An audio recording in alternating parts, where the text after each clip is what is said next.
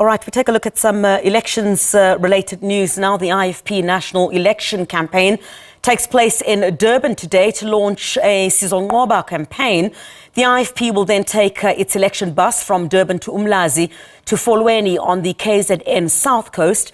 SABC News reporter Mlondi Radebe joins us live now from Durban on that campaign trail with the IFP. Mlondi, a very good morning to you. Thanks indeed for your time.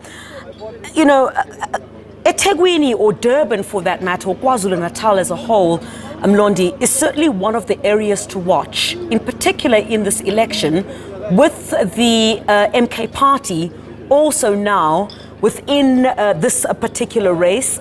Talk to us about the IFP and what it would look to say or even do today in order to, sway the electorate to vote for it, given that there are so many other political parties that have also now come into the fold. Thank you very much, Criselda. The IFP in the province of KwaZulu-Natal would remember that they want to take over from the ANC during this time, because they are telling us that they are making sure that they campaign in all the corners of the province to try and make sure that the voters vote for the IFP. Today they are starting here at the Blue Lagoon, and they will have to drive through to Folweni past Umlazi, and with their new bus that they are going to be launching today. I'll just speak to Naren Singh in relation to the plan of today, because it's going to be a busy day. Singh, thank you very much for your time. Briefly about the program of today, and we end up at Folweni. Well, good morning to you and to all your viewers. As you quite rightly said, we are accelerating the campaign of the IFP. We are doing it in phases, and I think your viewers are aware of the helicopter launch that we had some time ago. Today is the launch of our Sizonqoba campaign, where we are launching our bus, and we're going to be moving in a motorcade. It's going to be launched by the President. We are moving in a motorcade from here to Umlazi, where our premier candidate has an engagement in Umlazi cinema. From there, we're moving on to Folweni, where the president is going to address the Freedom Day commemoration day. And after Folweni, we are moving to Mzinto. There are hundreds of minority groupings there that are waiting for us at 4 o'clock. And then the president is also addressing a huge church gathering this evening in Umlazi. So there's a lot of activity from now until the 29th of May in different parts of KwaZulu-Natal and in different parts of the country. See, we do see that most parties, they are campaigning, they are making sure that their campaigns are stronger in eThekwini or in the province of KwaZulu-Natal, especially with the emerging party or MK in the province. Is the IFP worried about that? No, we're not worried. Everybody's got a chance to participate in the election. Of course, the MK is on the scene now, but we believe that the MK is going to take a lot of votes away from the mother party, which is the ANC. But it is a concern, so we're accelerating our campaign, and we are focusing in Durban and Pietermaritzburg. So you will find a lot of activity even by the NEC, where we are suspending our NEC meetings on a Monday to meet on a Sunday evening, so that on the 4 Mondays we blitz Durban and Pietermaritzburg, because that's where the bulk of the voters come from in KwaZulu-Natal. Is the IFP have any barometers when it comes to the recent by-elections, where the parties are using those elections as the barometer for them to say that we can govern the province of KwaZulu-Natal? Well, absolutely. I think, I think the score is 15-1 now.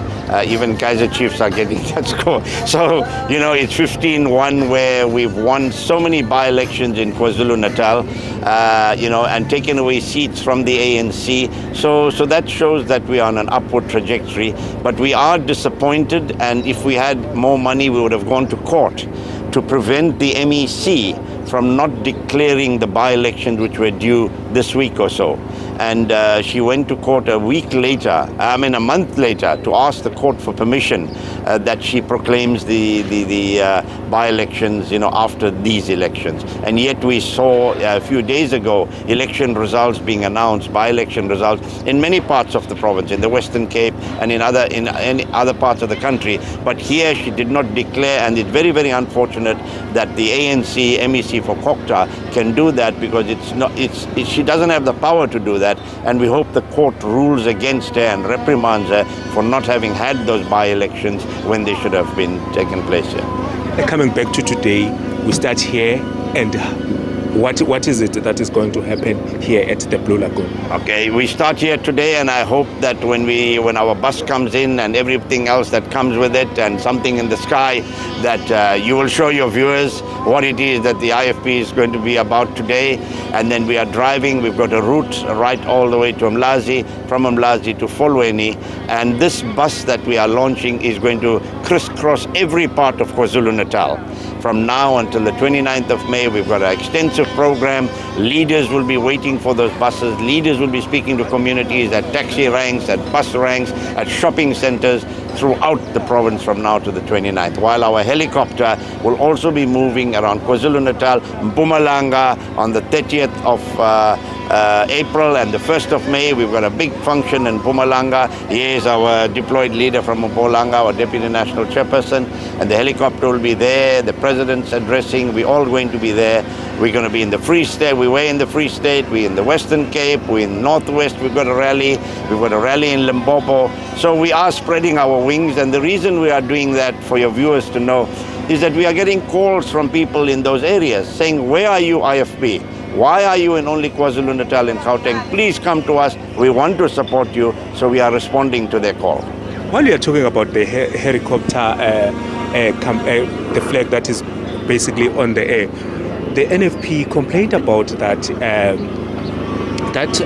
helicopter basically disrupted their function in Ulundi.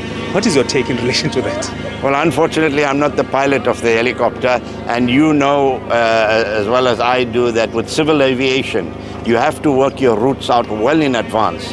So months in advance, they have to inform civil aviation that they'll be flying, because there are other planes flying all over, and we've given them a schedule, and on that particular day, you know, it was Ulundi, Melmoth, Eshowe, Umlazi. That was the route for them. We don't sit in the helicopter.